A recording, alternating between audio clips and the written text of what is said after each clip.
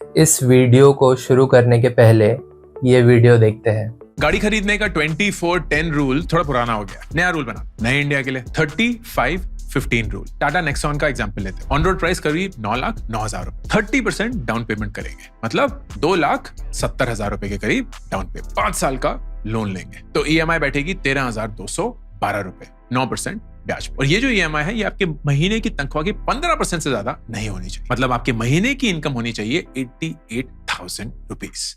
इस वीडियो में अंकुर वारिकू जी ने एक टाटा नेक्सॉन कार की एग्जाम्पल ली है जिसकी प्राइस बताई है 9,09,000 रुपीज और कहा है कि 35-15 एक अच्छा रूल है इसे बाय करने का।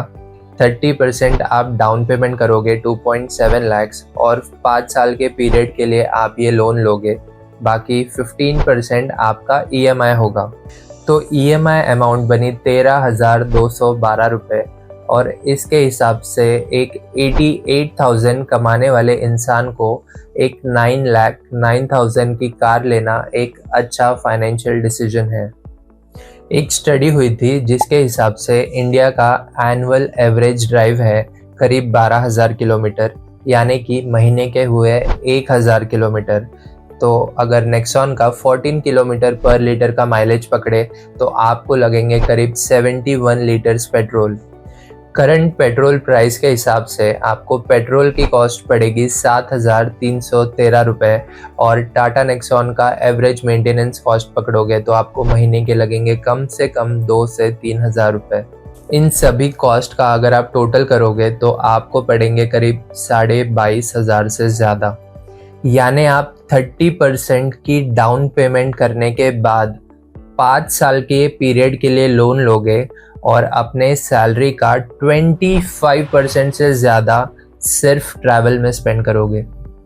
माय फ्रेंड, अगर आप कार लेने के लिए ये फॉर्मूला फॉलो करते हो तो डेफिनेटली आप फाइनेंशियल इंडिपेंडेंस या वेल्थ क्रिएशन के रास्ते पे तो नहीं चल रहे हो। इंटरनेट पे ऐसे कई सारे लोगों ने कार बाइंग रूल्स बताए हैं या फिर ये बताया है कि कितनी सैलरी में कितने की कार लेनी चाहिए, लेकिन ये रूल्स बनाए क्यों गए हैं? ताकि आप अपने बजट के हिसाब से एक लिमिट के अंदर स्पेंड करें और फाइनेंशियल स्ट्रेस में ना आए।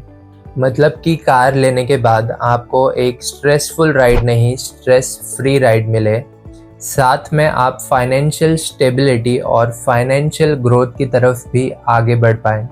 चलिए अब और एक इन्फ्लुएंसर की कार बाइंग एडवाइस सुनते हैं।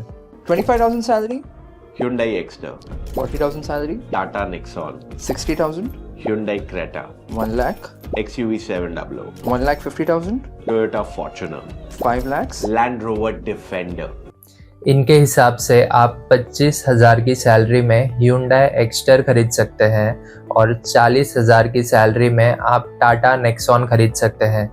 यानी कि अंकुर वारिकू जी ने जो 88,000 बताया था उसके सामने आप उससे आधी से कम सैलरी में ही टाटा नेक्सॉन ले सकते हैं।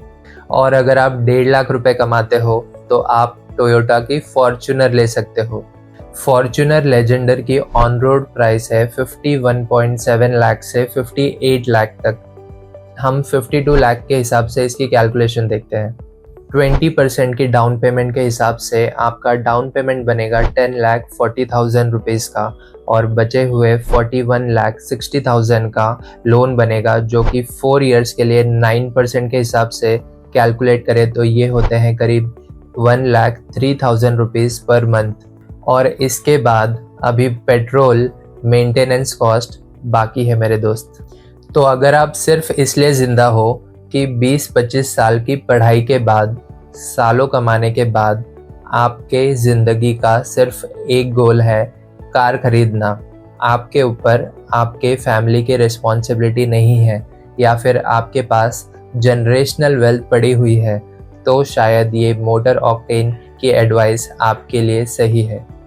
अंकुर वारिकू और मोटर ऑक्टेन दोनों ही काफ़ी अच्छे कंटेंट क्रिएटर्स हैं और मुझे खुद भी उनके वीडियोस देखना पसंद है, लेकिन इन वीडियोस में जो कार बाइंग एडवाइस इन्होंने दी है वो मुझे थोड़ी सी नहीं बहुत गलत लगी। इसलिए मैं आपके साथ कुछ रियलिस्टिक और प्रैक्टिकल एडवाइस इस वीडियो में आगे शेयर करूँगा। मेरा नाम सागर है और मेरी कोशिश है कि मैं फाइनेंशियल एजुकेशन को ज़्यादा से ज़्यादा स्प्रेड करूं और फाइनेंशियल इंडिपेंडेंस अचीव करने में अपने साथ साथ और लोगों की भी हेल्प करूं। कार्स एक डेप्रिशिएटिंग एसेट है। शोरूम से बाहर आते ही आपकी कार की प्राइस 10 से 15% डाउन हो जाती है और 3 से 5 सालों में इसकी प्राइस 40 से 50% तक कम हो जाती है। तो ये बहुत इम्पॉर्टेंट है कि आप अपनी कार यानी कि अपने ट्रैवल पे कितना स्पेंड करते हो। चलिए देखते हैं कितने बजट के हिसाब से स्पेंड करना चाहिए। कार बाइंग का जो सबसे फेमस रूल है वो है 24-10 रूल। इसमें अगर आप 20% की डाउन पेमेंट करते हैं और बचा हुआ अमाउंट 4 साल के पीरियड के लिए अगर लोन लेते हैं तो आपकी सैलरी के 10% अमाउंट में कार की EMI, पेट्रोल, इंश्योरेंस, मेंटेनेंस सारे कॉस्ट आने चाहिए। कार लेने से पहले उसका टोटल कॉस्ट कैलकुलेट करो ताकि आप अच्छे से अपना कार बाइंग बजट बना सको। जो लोग महंगी कार्स सिर्फ स्टेटस के लिए लेना चाहते हैं उनके लिए सिर्फ एक लाइन बोलूँगा कि आप अपनी आइडेंटिटी को कार से मत जोड़ो।